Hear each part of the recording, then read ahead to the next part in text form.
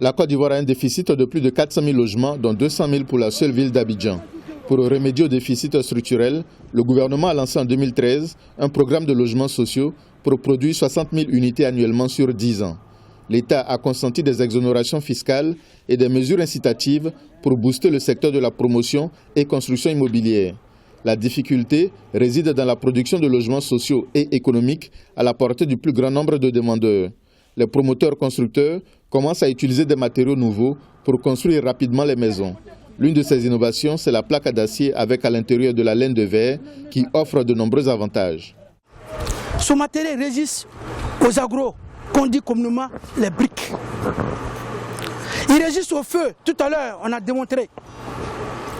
Il résiste au tremblement de terre, on ne peut pas faire la démonstration ici. Il est étanche. Une maison basse de 3 pièces à 6 pièces, on la construit en 10 jours et vous l'habitez au 15e jour. La Chambre syndicale des aménageurs urbains et promoteurs constructeurs se réjouit de l'introduction de cette technologie de construction des logements comme une contribution à la résorption du déficit de logement. Cependant, l'État doit continuer à faire des efforts structurels pour aider le secteur de l'immobilier.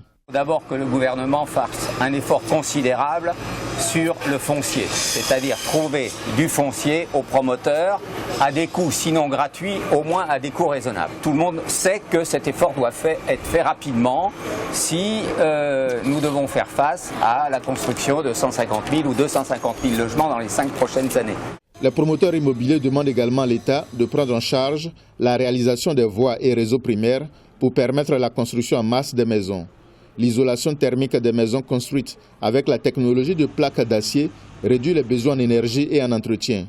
Le coût de revient des maisons est 40% moins élevé que les maisons en briques, ce qui devrait permettre de les commercialiser à la portée des Ivoiriens à revenus modestes.